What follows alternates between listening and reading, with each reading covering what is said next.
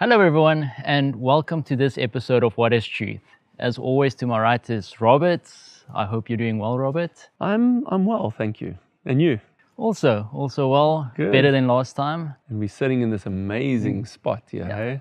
Yes. With the Bladder River here in the background. It's beautiful. Yeah. And to our left, we have Henny Murray, who will be joining us with and telling a few short, amazing stories. And I hope that everyone will receive a blessing out of these stories, because we certainly have when we heard it. It was incredible stories. So welcome, Henny. Thank you very much. We're very glad that you could join us. Yeah, so testimony today. I've heard a lot of adventures, and you visited a lot of places, and you've seen a lot of things that we will discuss today.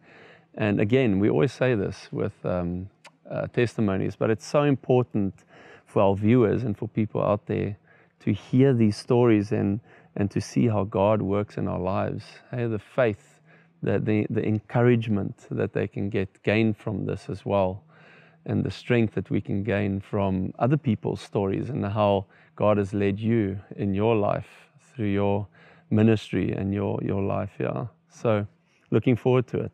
Yeah, it's amazing, if you come to my age and you look back 50 years and to see the hand of the Lord. He always knows the best. He knows the future. And all we have to do is to place ourselves in His hands and let Him lead us, guide us, and just let Him take over our lives. And you can only do that if you look back. There was many times in my life where I say, Lord, what are you doing? Do you really know what you are doing? And then the Lord just said, okay, just carry on. And then 3 years later, I come back, I say, Lord, I'm so sorry, I was a rebel again. You are right again. Yeah. Because the Lord knows the future.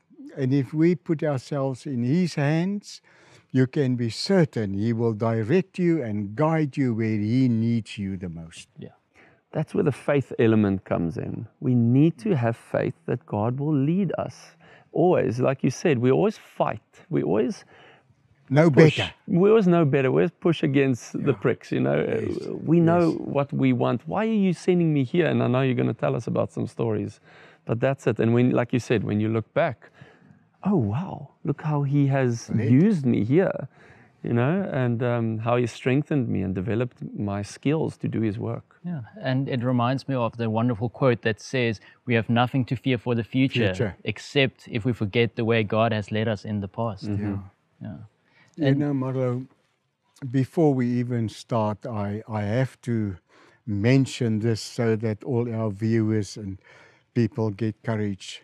And we must always remember that a man is as strong as his wife with him.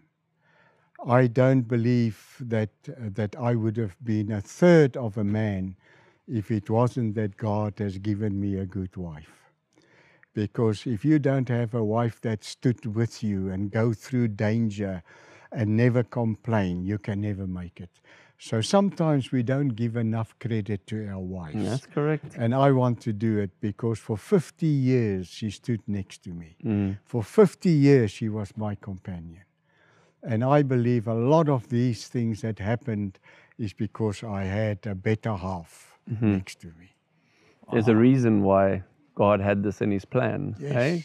Adam was alone. He needed a wife to support him. him. And I believe He gave it to me. She comes from the Long Kloof, I come from Pretoria, and we meet. And I can tell you half an hour stories how I had battled to get her. But in any case, at the end, it worked out. It went all well. And that is really one of the secrets of life, is to make sure the woman you get is the woman that God wants you to marry. Yeah. Again, trust in Him. Yes. He'll supply. Yes. So before we jump in, let's just have a quick prayer and ask for the Holy Spirit's guidance in this conversation. Dear Heavenly Father, thank you for such a wonderful opportunity where we have our wonderful guest, Henny Murray, here, where he will be sharing stories on his life and how you have worked in his life. And I pray that your Holy Spirit will be with us, that you will guide us, and that the stories that will be shared will be to glorify your name and to encourage others to turn to you and find their strength in you. I pray this only in Jesus' name alone. Amen. Amen. Amen. So maybe you can tell us a bit how it came to be that you wanted to work for the Lord, how you wanted to go out and tell people about God. Where your passion started. My passion. Well, I was 23 years old when I heard the word Seventh-day Adventist for the first time. I met a young lady, and I asked her if she will go out with me, and she said, yes, I will, if you go to church with me. Well, that's no problem. You know, I grew up in the Dutch Reformed Church. I'm a Murray, and to go to church is just normal. You know, you go to church and you go home. So what? To go and have a meal with her, I'll go anywhere. In any case, I went to a friend and I said, Charlie, was invited to the Seventh-day Adventist Church. What do you know about them? And Charlie looked at me, he said, Henny, those people, you must stay away. They will hit the devils out of you, and you know you got many of them. I said to him, Charlie, what do they wear? He said, Henny, you have to have a black suit, you have to have a white shirt, a black tie, black socks, black shoes, black underpants. Everything must be black if you go to that church. So I went and I bought all these blacks, and for the first time I went, but then I needed a Bible. So this Saturday morning I walked from shop to shop and I bought a Bible, brand new Bible, never been opened. So I went to church with her, and I looked like, you know, this undertaker. So she sat 3 seats away from me. I thought, well, maybe that's how they do it in this church, you see. And then I went to the Sabbath school class, and the Sabbath school teacher said to me, will you please read, let's say, Esther 1 verse 4, whatever. And I thought it's in Revelation. I've never heard about the name of Esther in the Bible. And everybody laughed, and I thought, never again. But while I was there, I remember the pastor had a orange shirt on with a red tie. I still remember it. And here I sit with my small black tie and white shirt. You know, I look like the pastor. But in any case, I thought never again. And then I was invited to Sir David camp meeting. And that's where it really started. The previous weekend, I went to Cabarons. We were gambling, you know, do all the naughty things that you can think of. And the next weekend I was at camp meeting, and there was a pastor that many people will know, Pastor Eric Webster. He was preaching the 3 o'clock meeting, and everybody say that's the snooze session. That's where you can lie, snooze. And I thought that's the only one I want to attend. And I attended it, and Dr. Eric Webster spoke about a man called Jesus. I know the name, but for the first time I met somebody who knew the man. He might be a pastor that if he preaches sleeps, but he's a pastor that knows the man. He doesn't know the name, but he knows Jesus. And he said to us in that meeting that Jesus will forgive all our sins and throw it in the depths of the sea. I thought, man, that's what I need. So after the service, I went to see him. I said to him, sir, can I ask you a question? He said, yes. I said, do you really think that Jesus can forgive my sins? He said, yes. Tell me about it. So I started to talk about Cabarons, and the more I tell him, the bigger his eyes. You know, it went big, and he looked at me. And I said, do you still believe Jesus can forgive my sins? And what do you think he said? Yes. He said no. He said no. He looked at Wow. me, he said, no, I don't think so. I said, I thought so, and I stood up. He said, I don't think so, but I know he will. Wow. I don't think so. I see. know he will. And right there we knelt and we prayed and called Dr. Arthur Coetzee, and I made arrangements. And 1 week later, I was at Helderberg College. I was in my second year late before I was baptized. I don't think anybody has ever studied at Helderberg for a pastor and is not an Adventist. Only in my second year late I was baptized. Wow. And so it all started by somebody that took the initiative to invite me to camp, big camp. And there at big camp, for the first time, the Lord, through the Holy Spirit, has the chance to speak to my heart.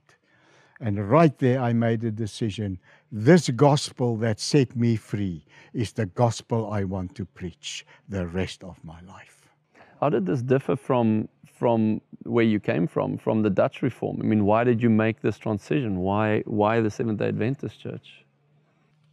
If I had to choose, I wouldn't have chosen it. But I didn't choose, the Lord chose for me. You know, they invited me to camp, and the atmosphere for the first time maybe in my life was in such a way that the Holy Spirit had a chance to talk. And I can tell you that to become a Seventh-day Adventist is not very easy sometimes.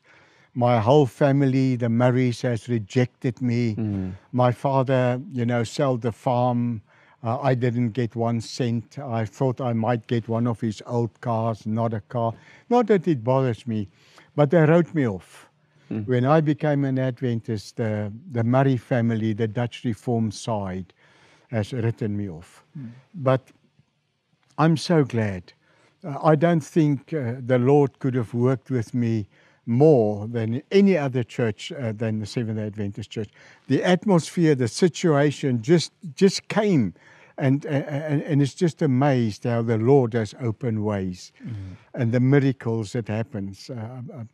You know, Robert, I always say, I hate to say, when I prayed, it happened. You know, we put the emphasis on ourselves. When I prayed, when we prayed. I don't do that. I said to the Lord, Lord, here I am. You take me and you lead me and I will follow. So whatever happened in my life, it's not because I prayed, I believe, but it was the will and the way of the Lord. And if we put ourselves in His hands, He will lead us, He will open the way, and He will guide us. We just need to say yes. Not just yes, here I am. He knocks, and we just need to say, Open. Here I am. That's it. Yeah. So that is how I became a gospel worker. That's how I started to preach the gospel, because I was so thankful for what He has done for me that I wanted people to hear about salvation. I never in my ministry had any hang-ups. Never. I always just say, friends, if you accept Jesus, He will lead you and guide you where He wants you to be. Sometimes we try too hard.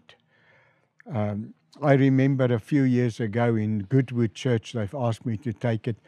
And this one guy, he prayed for his friend who smoked.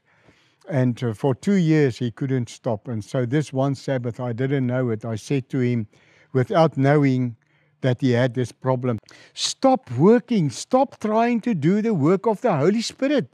Give it over to the Lord. Leave His problems to Him and you do what He wants you to do. And just there he decided he's not going to nag his friend anymore to stop smoking. And 4 weeks later, you can ask my wife, I baptized him. Wow. Give it over to, you know, why do we want to fight God's battles for Him? He can do it much better. Just give it over. Let Him do it. Yeah. Yeah. I also know of a story of someone who was an alcoholic, and he tried all of the different ways to stop being an alcoholic, went to AA meetings and everything, but he wasn't successful until he walked the road with Jesus. And that's where he was able to stop, because God gave him the power to stop. Yeah. You can't do it out of your own. No. You can't do it on your own. You I mean, can't. when I was smoking, I quit smoking while I was in the world for 2 years, but it wasn't a perpetual, it wasn't a lasting type of thing, because after the 2 years, something happened again and I went back to smoking. Yes. So it's not, it's not it's not forever. Yeah. Yeah, I've Only with tried God also. it is forever. Tried also to stop smoking, especially when I met the Adventist, and smoking was not allowed. And as soon as we broke up or something, the first thing I do, I start smoking again. until I gave my heart to the Lord. I never, ever, ever, ever desired a cigarette again. How does it happen? Don't ask me, I don't know. Yeah. But I tell you, I can't handle smoke. Not because I'm too holy. It gives me a headache. I smoked for a long time. But the Lord just gave us the power, and that was it. We don't know how the Holy Spirit works. You know, He That's takes that burden away from us Yeah, completely. And, Yeah. and sometimes it is also to help to form our character. That's right. So we might struggle with it for a while, but eventually God removes it sometimes. Sometimes it's instantaneously, other times it takes a bit, because God wants our characters to grow. yeah. So we don't know exactly. For me, I could stop instantaneously. You had to start.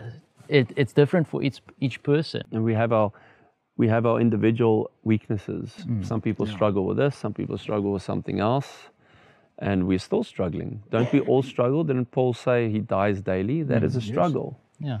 And Well, all I can say, it's not me. Yeah. You know, if it wasn't for the Holy Spirit in the Lord, I don't know where I would have been. I just want to give all the honor, all the glory, all the victories, all the struggles.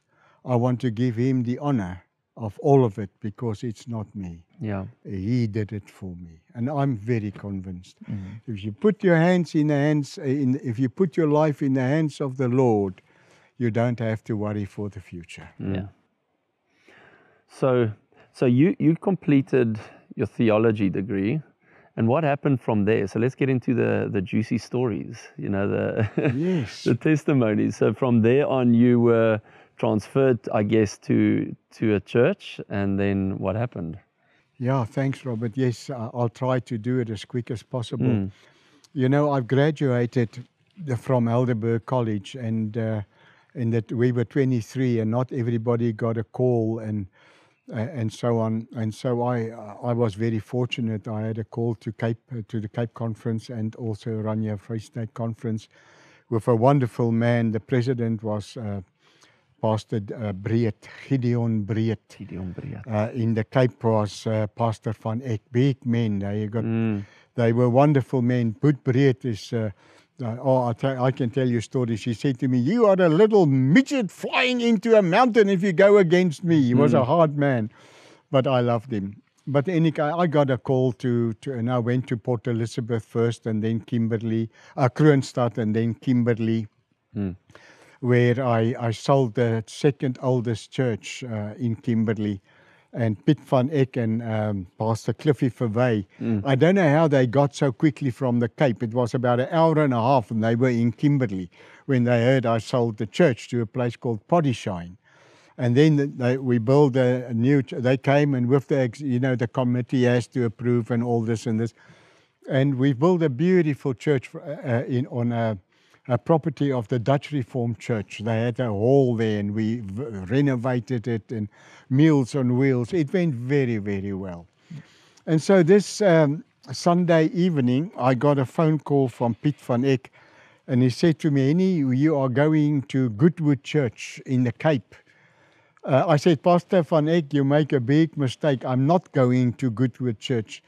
I said, "You know how hard I worked. My English was poor, Oh, Marlo, you can't believe it. I didn't know when to say yes and no. I just guessed, you know." And Eddie Harris helped me a lot with the English. And I was very happy in this Afrikaans church in Kimberley, and it went very, very well. So I said, "I'm not going." And he said to me, "Man, I'm not asking you. You are going. In 2 weeks' time, this is your address." So I went to Goodwood Church, and here was Manuel Escorcio, Dennis Maynard, all those wonderful men. Now, this church went through a very difficult time with Des Ford, and there was another pastor, I don't want to mention his name, that took over from Tom Carey, and he had an affair with the head deacon's wife, and it was a mess. So they asked me to go there. I can remember preaching And I can remember I talked about this lady and said, sy tooiengerige hare, so tooiengerige hare. And I didn't know how to explain this tooiengerige hare, you know. And Emmanuel stood up when I was trying to get this word of tooiengerige hare. He said, ach man, just say a messy head. Any case, they helped me a lot. And I also preached in Parow and Tygerberg and Helderberg College and for 3 years. And after 3 years, 3 o'clock the morning, I had a phone call from the President of New Zealand, Pastor Calhoun, 3 o'clock in the morning. He said, I heard that that you would come to New Zealand. Dave McDonald went and mentioned my name and Chris McClintock. I said, yes. And 4 weeks later, I went to New Zealand. After 3 years in the English church. You know, I told God how silly He is to call me to an English church. I said to the President, you are a moron. How can you expect me to go to... And I blamed the whole world. And meantime, it was God's plan. I said, God, you don't know what you're doing, you know. Yeah. And He said, just hang on. I know what I'm doing. And that's how I landed in New Zealand. We were there for 3 years and they called me back and I was in ACS for a couple of years and then we went back again. But in my first year, I went to the Caprivi. There was Angola-South African War. And Eddie Harris called me and I did a camp meeting in the Caprivi. And Minister Momele, I've got photos, I will show the photos and you can show our viewers. Minister Momele caught up with me where I was speaking under trees like this with 1,000 people. And I remember I spoke about the witch doctor and the power of God, stronger than the witch doctor. And they came to me and said there was 3 impies of the witch doctor. That night I prayed, I said, Lord, I don't want to be a caterpillar tomorrow. Please protect me. I was really scared. We went through it and we baptized so many people. I had a fever. They thought I'm not going to make it. The elders prayed for me. And it was a wonderful experience. Wow. And then when I was in New Zealand, there was a man with the name of Ray Coombs. I think he was the youth director in the conference, but he was in my church. And I told the story of Angola and the war and how they shot and the landmines and the danger where and how God protected us. And they said, were you scared? I said, not once, because I was in the hands of the Lord.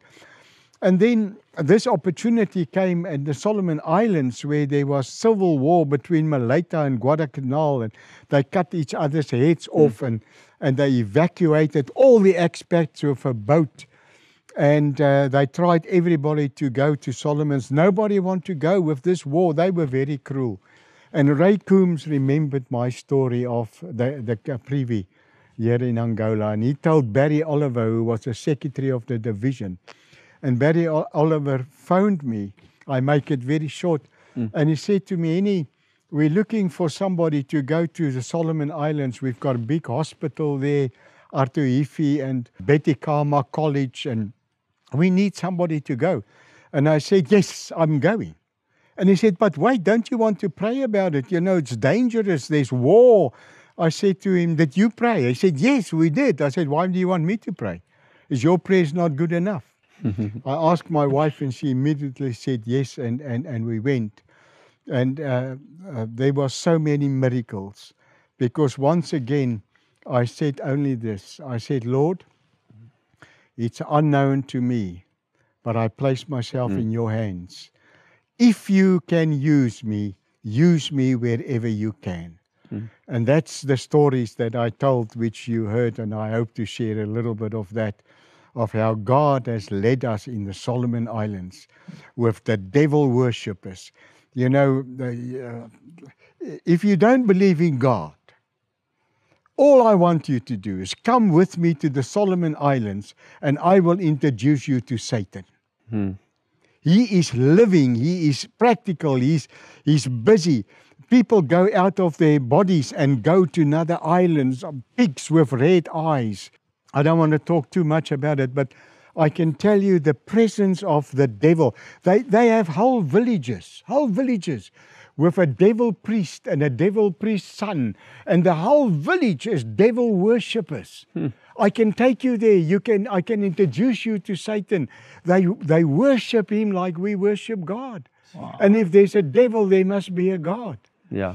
And that has strengthened me tremendously, because the situations I was in many times, I only could trust on God. Because I tell you, I'm human. There were many times that I was scared. There was many times where I said, Lord, tonight is the night that you will have to be with me, because I am scared. And I was honest with him. You come into a devil village and you're going to preach the gospel. Let me tell you, the devil is not very happy with you. Did they do human sacrifice and things like that as well? They did. They even about 10, 15 years before I were there in the highlands in Guadalcanal, there was still cannibalism. I walked with my daughter. My daughter was the first white woman ever going into the islands in Solomon Islands. I will tell a little bit about that later, but let me short. The two of us went, and we went through a river 80 times. I've got photos. They carried her. It was unbelievable. And we walked through and they looked at us, and you can feel the evil. And 3 years later, I baptized that whole village. Not I, sorry. We went in with a team and a school, and we baptized the whole village. I've got photos. Everything I tell you, I can start with photos that I took personally. How do you get to that point, that a devil worshipper, that you're baptizing a devil worshipper? I mean, how do you convert a devil worshipper? You know, once again, we must realize that we can't do it. Yeah. Give it to the Lord. Leave it to him. I found out that the Holy Spirit can convince a devil worshipper much better than I can. I can tell him stories and he won't even understand my language. I can speak a little bit of Pidgin, and most of them, you know, understand Pidgin, but in the bush they speak a different dialect, a little bit Pidgin. So if I thought I can convince them or convert them, I made a big mistake. But all I said, Lord, here I am. Yeah. Here I am. You know, I'm going to show you photos. You can show our viewers the last church or the last school we've built up in the highlands in a devil village. I'll show you the pictures of the people of the devil village, how they carried bales of clothes, because they don't wear clothes up there. And I'll show you the man that wore it. He had a woman's garment on, you know, these ones they put. And I said, why don't you take shoes or a shirt? He said, no, I like this one. I can put my stones in here. I've got the photos. I can show you. And then we started the school, and 3 weeks later I'll show you how they changed with Bibles, and they are studying the Word of God. At Artuifi Hospital, one series of photos I want you to show your viewers is there was a man with the name of Lance Gersbach. He was beheaded, and Dr. Robenheimer here from South Africa was the doctor, and he picked him up in the body bag and the head, and I took it, and Dr. Kumar, you know, has put the head back so the family can see them. And in the middle of Artuifi Hospital, nobody saw anything. That guy confessed, but they never found him guilty. There was never enough evidence. That's how Satan works. And so one of their your young warriors were cut up. You can show little photos to the people, the ear. And they came to the hospital and they gave him blood transfusion, and he lived. He went back to the village, the Satan village where this man comes from. And this young man told his father, who was the devil priest, about Jesus. That's the power. That's how this man got alive again. And the father told the village, and they came to Artuifi, and you must show our viewers the whole village standing there baptized. I took the photos. I was there. The devil priest and his son and his wife, and how we burned his house down because the devil wouldn't allow them, and how we built a new house for him. And there is 150 souls that worship devils their whole lives become Seventh-day Adventists, baptized, spreading the gospel there in the bush in the Solomon Islands. Are they still carrying on the work? Sorry. They carry on the work. They're still doing it there. Yeah, but you know, there's another group called the Morrow Group. The Morrow Group, friends, I can talk to you for 4 hours, so you must just tell us when to stop, and later we can go. I want to talk about a little boy and many other stories. The Morrow Group, they burned our schools down. The Morrow Group had a ritual where they dance, and men and women, and if the music stops, then they have a sexual relationship with the one in front of you. It can be your mother, it can be your grandmother, Sure. it can be your sister. They are very evil. They burned our schools down. And just about 6 months before I left, we make a breakthrough. And the Morrow people has asked us, it's a long story, we took them some rice and there was a lot of problems. And why do you help us? I said, you are human. And so they came, and I've got photos, and I'll show you Mr. Morrow. And unfortunately, I was not part of that. But then there was another guy going there. There's a man that, his name is Evan Ferris. His name must be, he must get a monument. He was the fly and build. He came to build. And the Morrow people, just before I left, has asked a request. They want to know Jesus. Unfortunately, I can't tell you more. I wasn't there. But there's another island just very close to the Solomons, to Honiara, called Savo. Small island. We have churches everywhere in the islands, 420 islands in the Solomon group. We have churches, Bologna, we have churches everywhere. But this closest island to Honiara, no church. No church. Only Anglicans. And so I took a doctor, he was a Swiss, he's not an Adventist, and I said, let's go to Savo. And we went to Savo, and we, from Friday, about 5 o'clock to Sunday, 7 o'clock, we left. Queues of people coming to see these two doctors. And as they wait, I put up the projector, and I tell them about Jesus. And the priest came to me, and he took a hair, and he put it in his hand. And he said, if that hair grows in my hand, you will have a church on this island. But until that hair grows, you'll never have a church on this island. So I went back, and there were 3 rebels, a wife, a daughter, and husband. I've got photos, and you have to show our viewers. And they were paid by the Anglican Church to destroy our campaign. And this man and his wife and his daughter sit there and they listen to the gospel, waiting for the time to break our projectors and the screens and everything.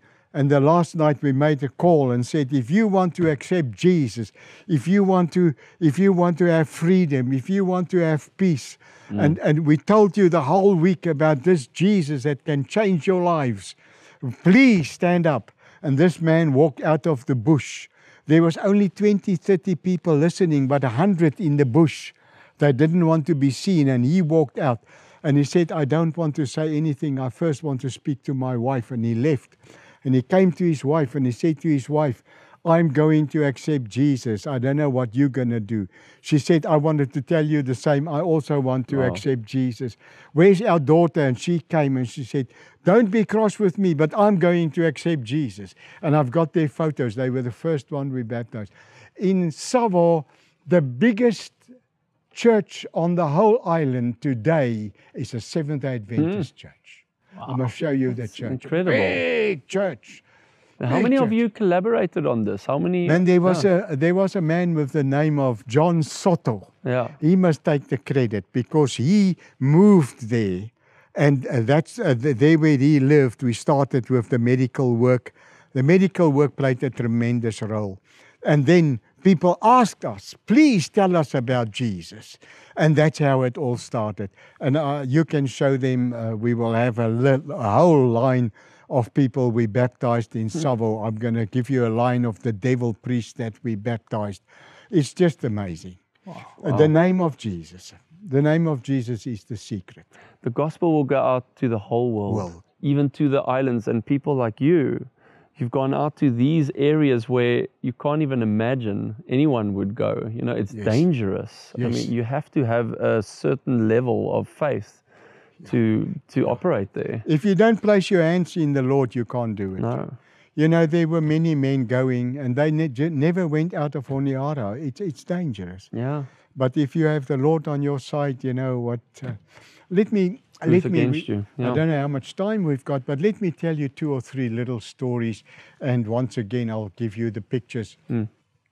I was in the Solomon Islands not very long, about 6 months or 7 months, and they wanted me to go to a village, not very far. We went on a little canoe, and we got to the village, and the teacher there said, "Pastor, I want to tell you a story. Come with me." And I took my camera, and we came to our school. Lovely school, full, man. I tell you, 40 kids, and I think there was 4 classrooms in every classroom, and a beautiful lot of children, and they sang for us, you know.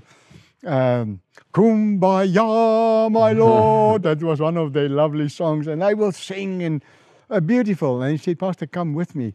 And we walked about 400 meters through the bush, and there's another school. He said, "I want to tell you the story of this school." I said, "Yes." So he called the children, and I've got the photo. I got some school uniforms from Australia. They love a uniform. The sleeves are that long, you know, and the pants hang on but they got a uniform. In any case, and he showed me this little boy, and let me tell you the story of this little boy. The name of Jesus. How do we do it? His grandfather was the main devil priest on the island. His dad was the devil priest in the bush in the highlands. And this father, with his whole village, the little boy came from the highlands to come to live with him. So he wanted to go to the school, and the father, this devil priest, said, "If you go to that school, do you see this knife? I cut you into pieces. You will not go to that school." But they have to walk past the school to come to the creek to get stones, because they put a stone on a bamboo with a hook, and then they put it down to the coral reef, and they pull it, and the stones stay over there, and they catch the fish. So they need stones to catch fish, you see. And they were singing, and this little boy, man, he listened to the singing. And he said, "Dad, Granddad, can I please go and listen to the singing? I want to sing. If you go there, I will kill you. I will kill you." He was very scared. He knows the granddad will kill him very easy, just like that. And it's so rough to hear that, because they're saying that I will kill my own family. Oh, yes. If you want to do that. Yeah. If you remind me, I told you about David Rex. He raped his own grandmother. Sure. David Rex, I must tell you about, I've got photos of David Rex. In any case, so this little boy walked past the school, and every morning he go and sits under the school and he listened to the singing. So our one of the teachers that showed me this, he came to me and he said to me, "Pastor, come, I want to show you this little boy." And he showed me this little boy. And he tells me this story. He said, "I caught this little boy, we gave him clothes. Then he comes to the class singing, take out the clothes and go back to his grandfather." Yeah. And so one day, they were fishing, grandfather and boy. And he was fishing and he started to sing. He sang a song. "Would you like to learn that song?" "All right, sing with me." I'm a little bit false, so you have to keep the tune. It goes like this. "Jesus, Jesus, Jesus." Come help me. "Jesus, Jesus, Jesus, Jesus." And it's all in you. He heard this word Jesus, and the grandfather realized here's a problem. So he took his knife and he went to our school, and he went to this teacher that held me, and he said to me, "I want to see Jesus now. I'm going to kill him. He has influenced my son. I'm going to kill him." And he said, "He's not here." He sat on the front stoop of the school, and he said, "I'll wait for him until he come." He sat there for 3 days waiting for Jesus to come. "Where's Jesus?" he asked again, and they told him where Jesus is. And 3 months later, they built a school on his property where they teach the village of the devil priest about Jesus. Wow. So how do you do it? We don't do it. It's the name of of Jesus. Jesus. It changes heart. Was that man converted? He was converted. I met him. Doesn't He's a just Seventh-day happen. Adventist. He's an elder in the church. Doesn't A happen. devil priest. His whole village is baptized. Wow. Then from there we went to his son to the highlands. That photos you must show them. They're rough, beetle nut eaters. They're rough, man. They're rough. I tell you, they don't wear clothes. Only a bit of reeds. And they said to us, my grandson have built on my grandfather's property, and he's become an Adventist. Come and tell us about Jesus. And we went into the highlands. And they all came together, and we brought them some clothes. And I've got pictures of the devil priest and his son and the woman and no clothes. And amazing story. And within 4 weeks, telling about Jesus, they say, build us a school. I'll show you the classroom that we've built. And the whole village has accepted Jesus. 3-4 weeks. How does it happen? It doesn't happen.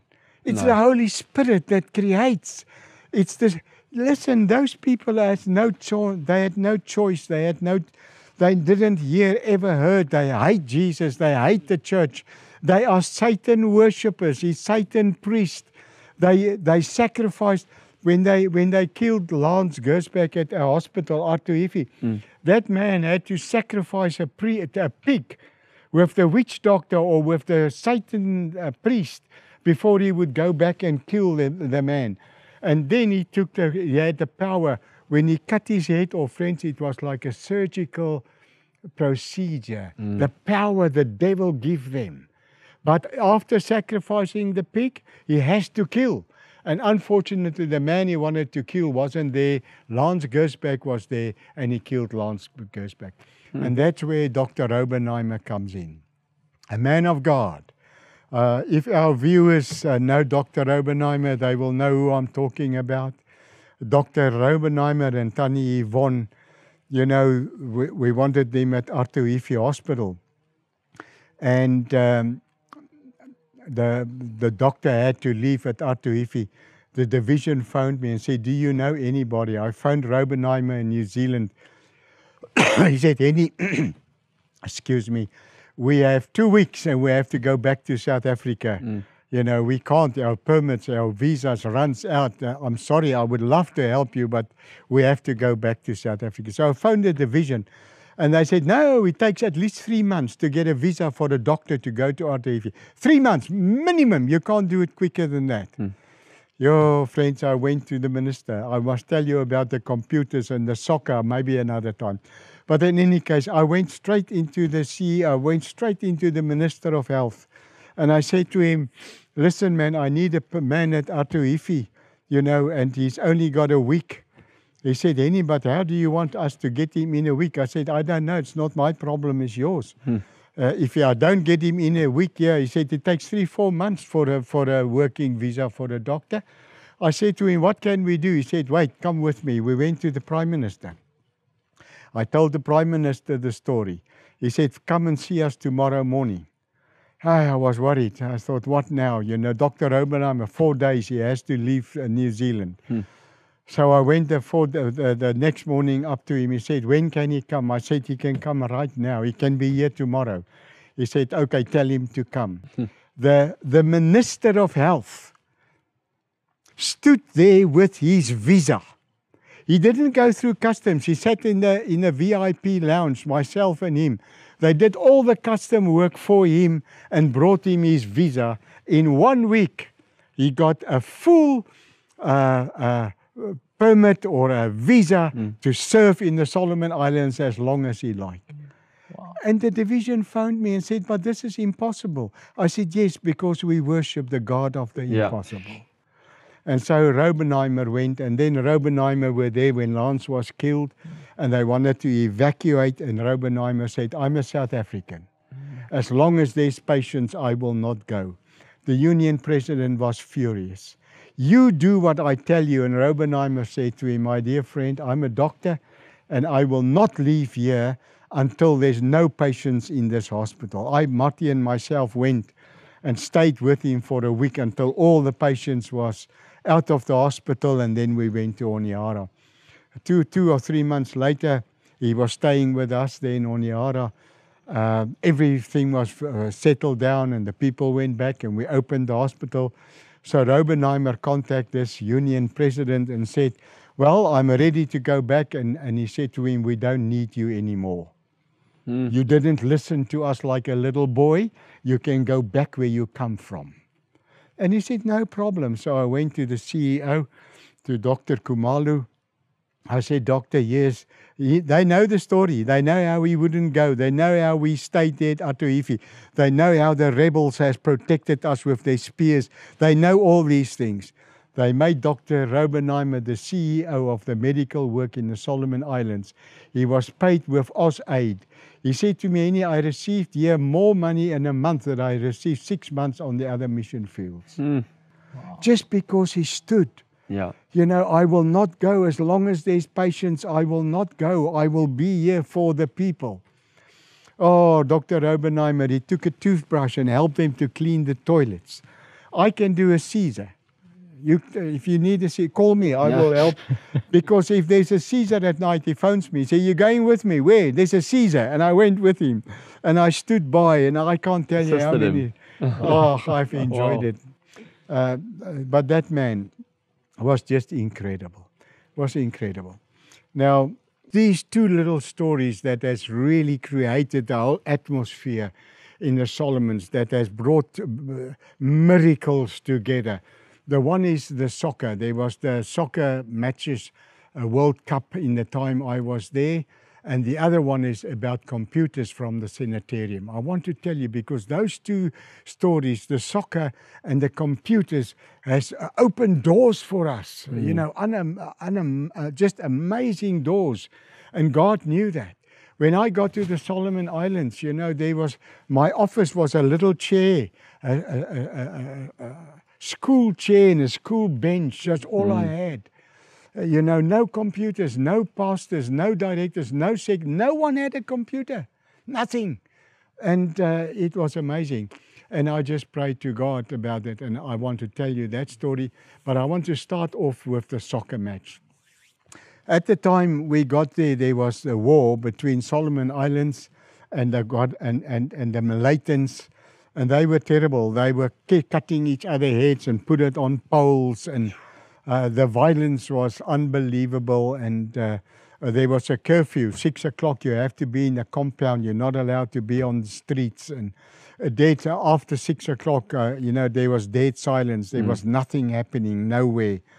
And I was driving past, and they told me that at the hotel, there's a room that's about 50 people, cost them $20 to go and watch the soccer. So I went to have a look, and you just see heads, just one eye catch the TV. It's so full. You can, it's unbelievable, but soccer is their life. And I said to our youth director, I said to him, listen, I'm going to show the soccer match on the market. I had a big screen that I took with me for evangelism. I put the screen up in the back of my vehicle. I had a red Toyota Surf. I had the TV in there in case it rains, and my data projector and the soccer. So 4 o'clock we started with the soccer, the pre-matches, and there was 10 people, 20 people. When we started the main match, there was 500 people. Wow. That was about 7 o'clock at night. Sure. 500 people. And I showed the soccer, and we stopped at 10. And the taxis, there was no taxis, but they saw all these people. All the taxis came to take people home. And so the next morning, man, I was hardly in the office. Here's the phone call, the ambassador of Australia. And he said to me, is that the secretary, Pastor Henny Murray? I said, yes. He said, Pastor Henny Murray, do you know that you have broken the curfew? And do you know that we will not allow you to do that? I said to him, who's talking? Excuse me. He said, I am the ambassador of Australia. I said, oh, I see. I said to him, and just repeat again, what did you say? He said, I tell you, you will not break the... I said to him, friend, let's understand each other very clearly here. I'm a South African. You don't talk to me like that. If you want to speak to the Aussies like that and they allow you, you can. But to me, you don't speak like that. And I tell you, I will be back there tomorrow night. And I tell you, you will not. I said, okay, let's see who wins. and I put the phone down. And just after that, the ambassador phoned me from England. Beautiful man. Oh, and his wife, Liz. And he said, Henny, I can't believe what we witnessed last night. I want to tell you that I am with you. I will do whatever I can to support you. After that, the minister phoned me. And opposite the market was his office. And he and the other ministers were watching the soccer from his office. He said, please show us again tomorrow night. And then the union division president phoned me. Union president said, you will not show the soccer again. I said, I don't listen to you. I will show the soccer, because I spoke to the division president. And the division president said to me, Henny, you will not show that soccer again, but do whatever you think is best. That's all that I needed. I showed the whole series. Martin and I were sitting there. There were a German crew that came to take photos of the piece that was there during the soccer. It was unbelievable. The Prime Minister called me. The Minister of Immigration called me. I met them all. Minister Howard, the Prime Minister of Australia. My wife was working for the Ambassador of Japan. He was so mad because the Prime Minister spoke to me the whole night. I never spoke to him. He was so cross. And I met, when I go to the Prime Minister of Solomon's, I walked into his office. If he's there, I don't even make an appointment. This soccer has changed the whole atmosphere. There was no more curfews. It did flame up again later, but there was no more problems in Onihara just because of that soccer. Now, this is why I tell you that my daughter and I went to the Highlands, as I told you. We will show the pictures how they carried the first white woman on the Highlands. And as we come back, there was this rebels, never seen them before, my daughter and myself, and he had this gun. And he's told, get out of the car.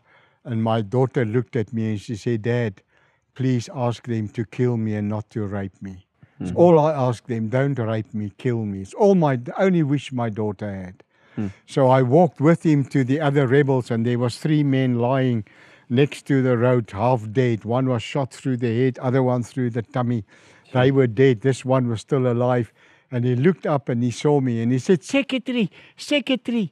And this other rebel said, do you know this man? Yes, that's the man of the soccer. That's the man that showed us the soccer. He said, oh, you the secretary? I said, yes. Oh, sorry. He took me back to the car. He said, turn back, go back. You can't go on because the militants will shoot you. They won't stop you. I said, I have to. We've got sores. We have to get to a doctor. I have to. He said, Pastor, please don't go. They're going to kill you. Don't go on this road. They're going to kill you. I said, I'd rather kill, but I'm going to die in any case with this tropical sores and my daughter. So we got into the car, and about 7 kilometers before Onihara Airport, there was this big blockade, the palm trees over the road, And you see the people sitting there and they watch you through. And when I was about 20 meters from the blockade, they took it away and they wove me through. And they said, soccer, soccer. Made an impression. I went through. I told the minister there that I went on that road and what happened. And he shook his head. And he said, Pastor, you must thank your God every day. Because if it wasn't for your God, you would have been dead. I said, I know that. And so that soccer match, I can tell many, many more stories, has saved my daughter and my life. And God knew that. He knew that's going to happen. He knew those people, I didn't pray. Lord, show me how the soccer. No. He just guided us because he knew on that specific time we're going to need friends that we made with the soccer. Did this soccer that you showed to them, did it serve as an opportunity for evangelism?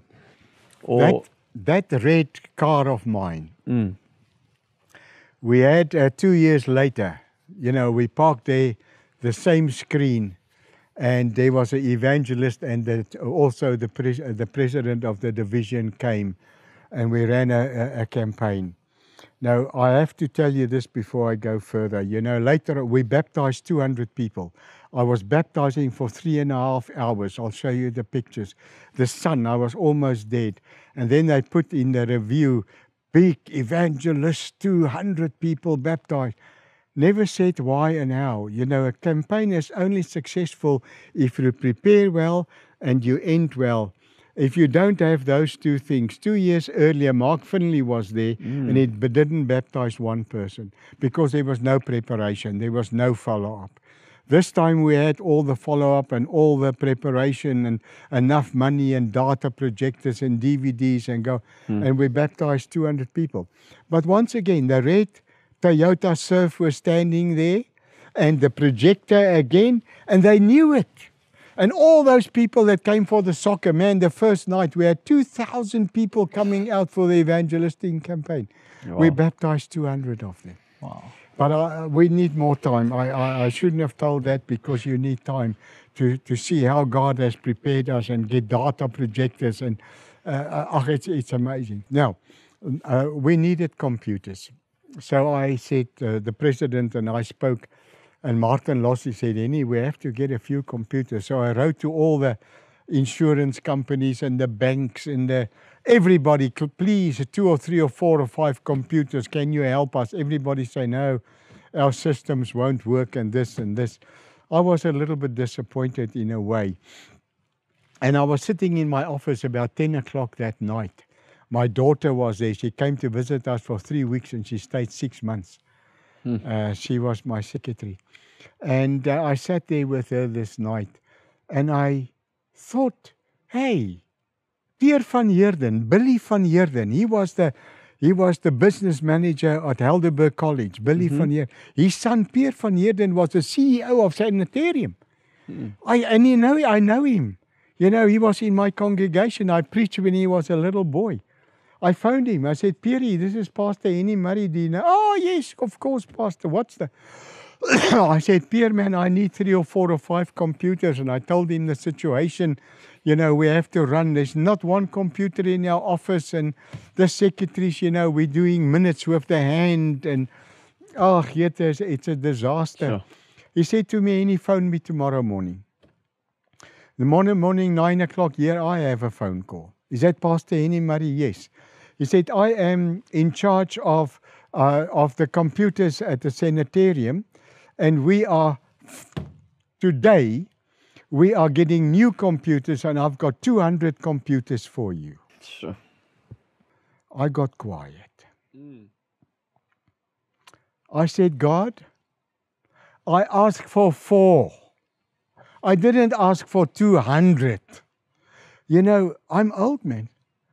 Computers. I don't know all these fancy stuff of Word and Excel and PowerPoint. And any case, I went to a man called Irwin Ferris, and he paid for me a whole container, 20 foot. I took 200 computers to the Solomons. Nobody had computers. Otto Hiffy had 2 computers. Betty Khama College had 2 computers. Our office had an old one, the previous president. Not one teacher had a computer to do their forms and their exams. Nothing. Nothing. Nobody interested. Here got 200 computers. I set them up on our boardroom, and you will have to show our viewers all these computers. 75 computers standing in the boardroom. Then I switched them on. You know what came on? A blue screen. You know what that means? There's nothing. It's clear. It's kaput. And I phoned Pierre. I said, Pierre, how can you do this to me? What must I do? He said, there's this little box. In the box is all the programs and all the DVDs and the CDs, and you have to just program it. And I said, Pierre, I have no idea how to do that. So I phoned the union president. And friends, this is very important. This man, I told him that I've got these computers. He was extremely jealous because I was a South African. I must say that to you. And I said to him, because in the union office, they've got an IT guy, full time. Let the guy just come and help us to program. He said, yes. So I phoned the young man. I knew him quite well. He said, the president said, under no circumstances shall I touch the rubbish that you've got. Sure. I was so disappointed. I said to my wife, this president should not even be in the ministry, never mind the president. How can he do that? He's got these men, he doesn't want to send him to me. I was very disappointed, so I sat in my office again and I was arguing with God. I said, God, I've asked you for 4, now 200. What do you want me to do? How do I get these things going? You, the president, why don't you inspire him to send me that man to help me? Now you leave me with all these computers. And as I said that, and I was lying back in my chair, my daughter was sitting there by the computer. A man walked past, and you have to show the people, he came to fix our safe, full of dust with a short pants, walking past my office. Now I'm in charge. You can't just walk in our offices. I don't know who this man is. So I went to Werner, secretary. Werner, who's this man that walks here past my office with all this dust? Oh, he's the IT man of Papua New Guinea. I said, what? He's the IT man of Papua New Guinea. A man, I ran down there. I came to him, I said, sorry, sir. I'm Henny Murray. I said, I am Dale. I said, Dale, come to my office, man. Come on, sit and talk to me. He came and I said, Dale, I got all these I said, I didn't miss a computer. I saw all the computers in your boardroom. Beautiful computers. I know those computers. They're about 1.5 years old. I said, Dale, the president wouldn't allow me to get our IT man. He phoned the IT man. The IT man said, no. The president said, under no circumstances shall I work on them. And Dale said to me, well, then I will do it for you. Wow. He took a week's leave. He programmed 200 computers. 200. Sure. Now, if the president said yes, then that man would program 10 computers in the time he had. But God inspired him to say no, because he knows that Dale is there and Dale's going to do all 200 computers. Can you see how God works? Yeah. He works through a man which I thought is a moron, but God has persuaded him to say no so that this man can do it. Yeah. And yeah, I have all these computers, man. I had Betty Kalmer teachers, I had government officials, I had, when I show you the pictures, we will maybe fill in a little bit. They all sit there. We started with the beginners and then intermediate and then advanced for 1 week from 6 in the morning to 10 at night. Government officials, they all sit there with these computers. Our secretaries, and we went through this whole week of training. And then I must come back before I do that. And so, yeah, I have all the computers, but nobody knows how to switch a computer on. Pastor, how do you switch it? I had a man, Fanita Sira, you have to show the people. For a week, he's tried to work a mouse. He couldn't. If he presses, he couldn't click the mouse. And so all these people, now I have to train them. Then they phone me, Pastor, how do you get into Excel? I don't know. How do you get into, I don't know. How do you switch? I don't know. My daughter helped a bit. And I just couldn't, what are we going to do? It's all programmed. So this man said to my wife is the teacher of IT in Papua New Guinea. Gloria is her name. Dale and Gloria. I will ask her. She took a week's leave and she came in for a whole week, give me classes, teach our people how to open. You know, I had my own computer with a mouse, but it was a cordless mouse. And so I moved. If I move it forward, the mouse go up. When I move, just the opposite way, you know. And I thought, man. So I called Dale. I said, Dale, look here, man, this mouse. Look here, it just do the opposite what I want. He turned it around. He said, now you can try it. And that's how much I knew about computers. And so they trained all our people.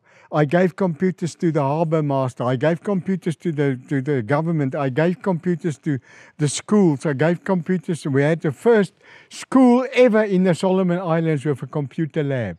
Wow. 15 computers in the computer lab. Pastor Tanabossi, I'm going to mention his name.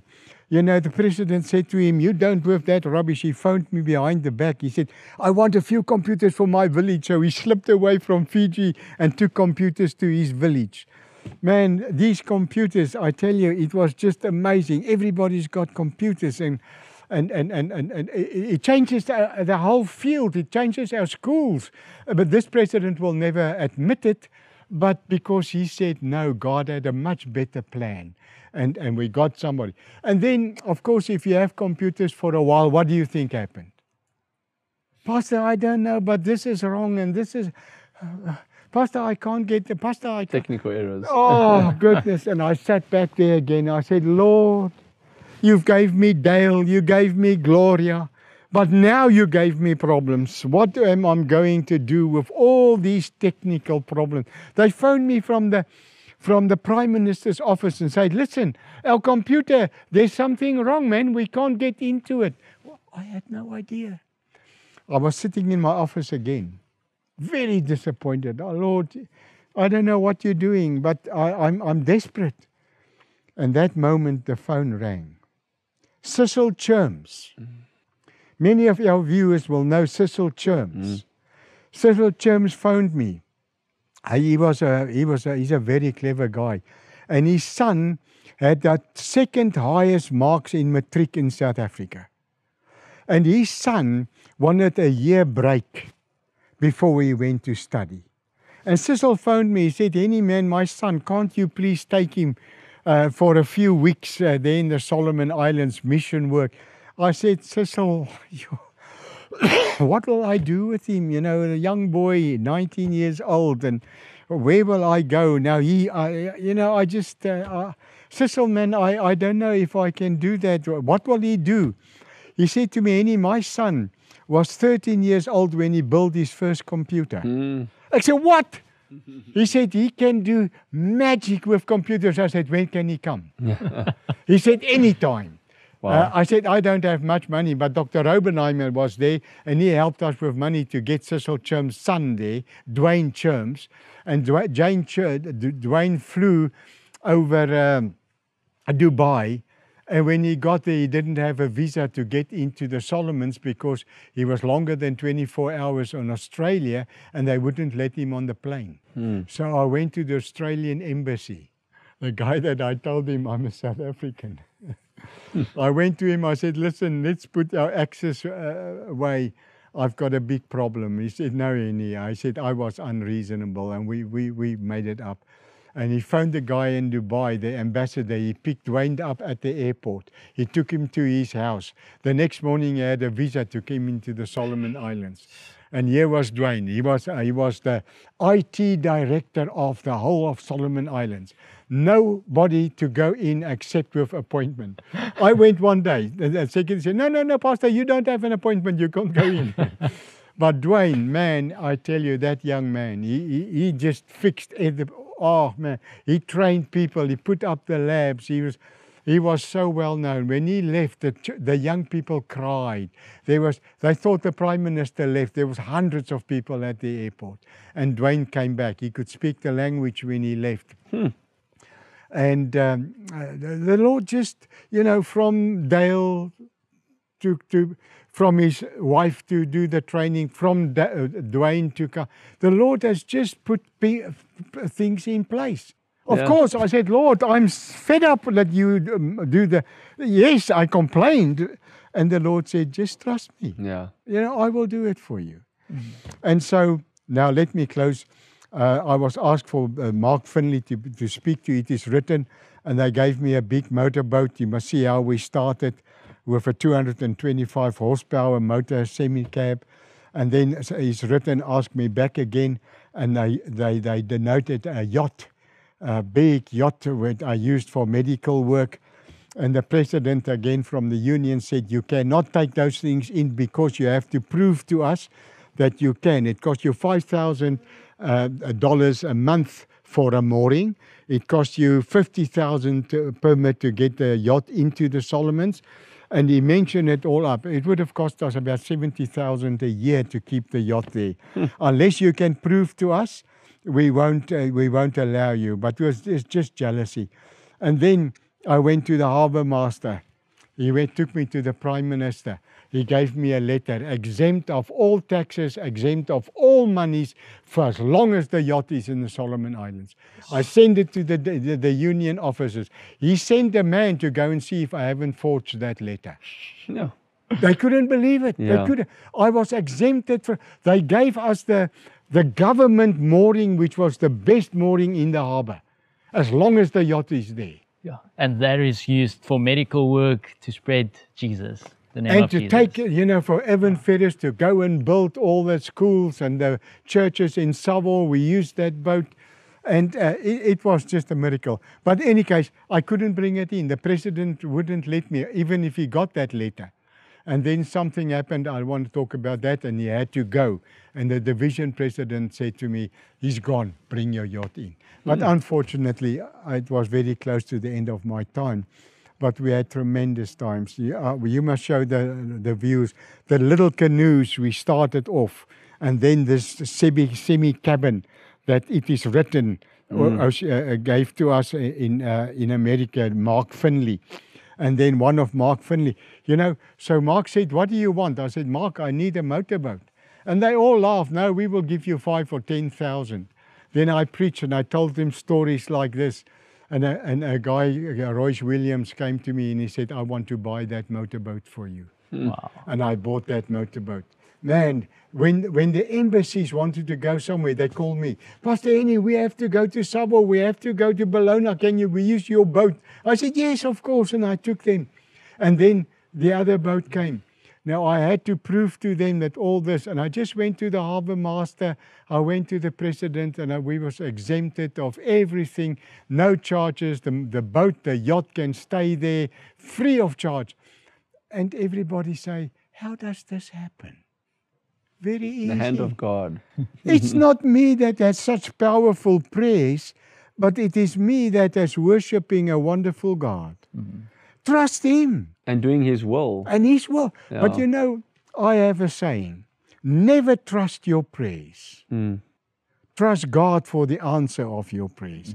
Because you know what you want, but you don't know what God wants for you. Yeah. And if you leave it in His hands, friends, this is what has happened. Amazing. I can go on for another hour. Just the hand of God if you trust Him fully. I think we can maybe end off with one more story. You mentioned a Rex character. Oh, David So Rex. maybe we can end with his story. You have to show them David Rex. They say that David Rex, they shot him 50 meters. They say he can't die. He raped his own grandmother. He escaped out of jail. He was in for murder. He would never come out. He escaped. They don't know how he escaped.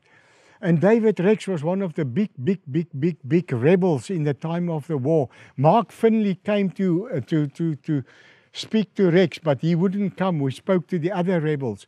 Then we had a friend, she's a journalist from Namibia. And then I got David and we started to talk. And David Rex was very short. They called him Satan himself. And David Rex was beaten up by these men, and the pastor, and he saw this white horse, of Revelation, and David Rex accepted the Lord Jesus Christ there. And I was there. I took the photo, which you will show the viewers, where David Rex was baptized. Friends, if you could see, unfortunately, I don't have photos before his baptism, but he was the devil himself. When David was baptized, he became the calmest, more natural. You will see the photos. People couldn't believe it. They say, that's not David Rex. That's not David Rex. What happened to David Rex? And they said, David, what happened to you? He said, I have accepted Jesus as my Savior. Who transforms us into His image. He slipped in 10 o'clock at night. He came into Honiara and he sat there in my office. And all David could talk about is Jesus. Pastor, I was killing, I was raping, I was murdering, I was a rebel, I was a Satan himself. And now I have become a child of God. David Rex. It gives us a lot of hope, and for our viewers as well, that God can lead us and He can meet us where we are, and He can help us to spread this gospel and make a big difference like you've made in those islands. Wow. Thank you for this amazing testimony. Yeah. I just wanted to say, really, I did nothing. I did nothing.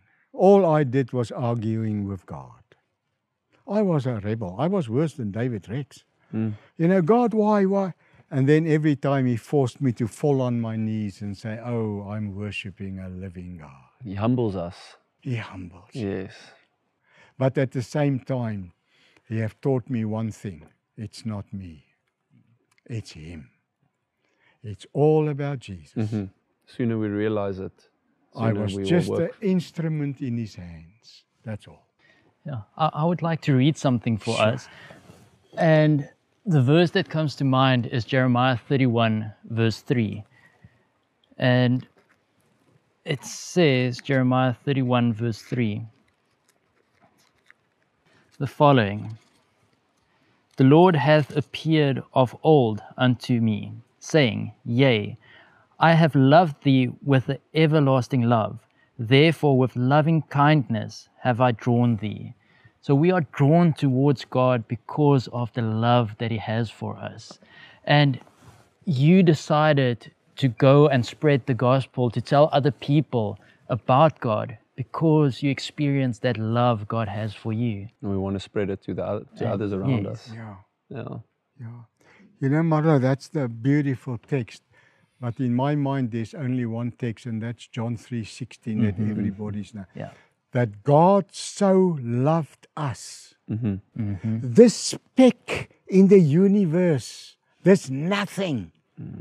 God loved us and made us in His image, that He gave His only begotten Son that we must have everlasting life. Yeah.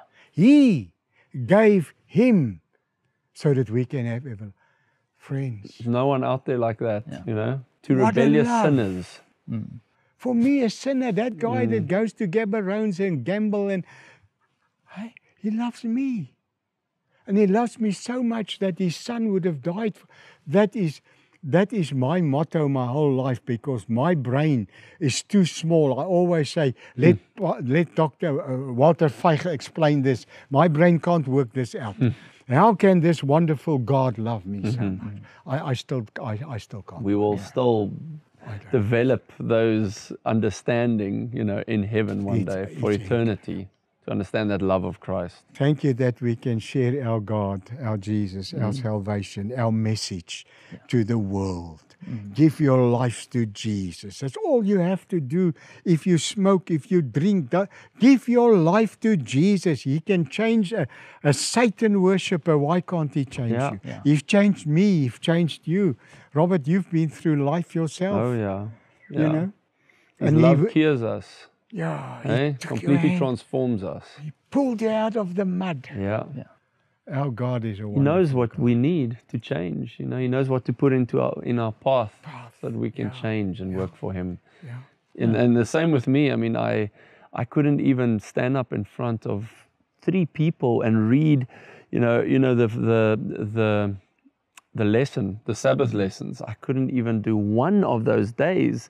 And that's how I started learning, and that's how He teaches us. And then you see again, and you're working for the Lord. And then again, you look back, you go, how did this happen? Impossible. Marlo, we're worshipping a wonderful God. And I can tell you one thing today. There is nothing as the Seventh-day Adventist Church. Why do I say that? It has changed my life. It has given me hope. It has given me assurance of everlasting life. Yeah. It has given me a vision of Jesus who's coming again. And it has given me a vision of heaven with Him because of what He has done for us. Yes. Path is not always easy. Hey, even in this church, it's not easy. Oh, I can Don't get me wrong. Oh, But it's the right. Yeah. It's the right doctrine. Remember, It's the right church. it's not the church, it's people in the church that do things. Mm. This president, it's not the church, it's not the union, it's a man. But God even used him to do miracles, and I didn't know that. God is in charge. Don't point fingers, with all these problems that we had in the last few years with COVID, and we blame people. The church, it's not the church, it's people in the church, and they all make mistakes. Yeah, we all do. make mistakes. Yeah. Trust God. Yeah. Trust God. All have sinned. Yeah. I also have a small piece for us in manuscripts. It says, "Those who know not God cannot by their learning or science find out God. Christ does not try to prove the great mystery, but reveals a love that is beyond measurement.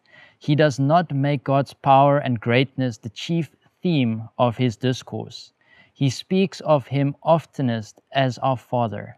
He desires our minds, weakened by sin, to be encouraged to grasp the idea that God is love. The father of the prodigal son is the type that Christ chooses as a representation of God. This father longs to see and receive once more the son who has left him. He waits and watches for him, yearning to see him, hoping that he will come.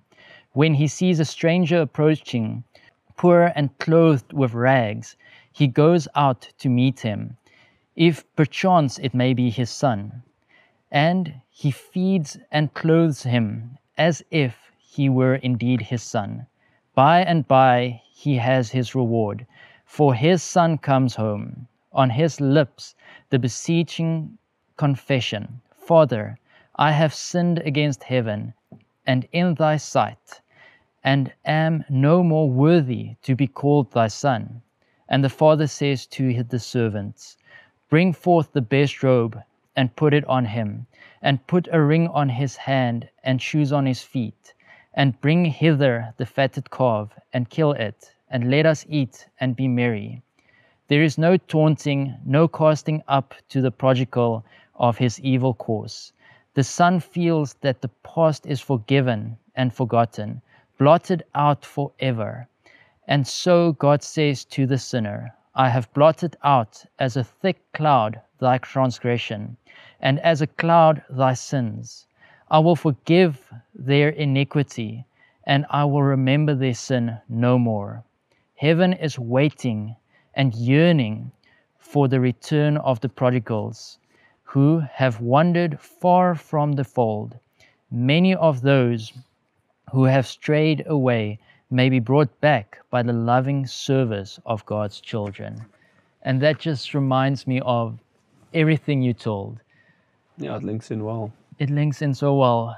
Those people that were so far away from God, who did so many evil things, when they realized who God is, his true character, they can't but serve him. They can't but love him. They transformed. They can't help but be transformed. Yes. And heaven will be cheap enough. Yeah. You know, Christianity is the only religion in the world that call their God Father. Mm-hmm. No other religion. He's not just our God. Jesus say, He is our Father which art in heaven. Mm. We call Him Father. Not just God. All the others has gods. But our God is our Father. And that is so amazing. The heart of a father is just amazing. So may all of us go out and spread this wonderful love God has for us to others in the world. And always say yes to God when He asks us to Amen. to work for Him. Yes. Will you close off in prayer I for would us? love to. Thank you. Thank you so much. Our Heavenly Father, what a wonderful privilege for us to talk about the greatness, to talk about the love, to talk about our God, to talk about miracles, not to prove or to show how wonderful we are, but how wonderful and what a wonderful God we serve.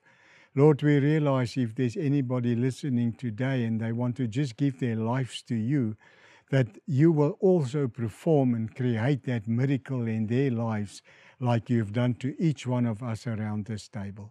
We thank you for privileges. I thank you, Lord.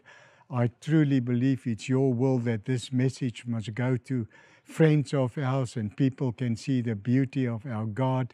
And we thank you for this opportunity and privilege, and we pray for Marlon and very especially for Robert as they put forth all their efforts and all their strength to proclaim the gospel and to show people that our God is alive. Thank you for this opportunity.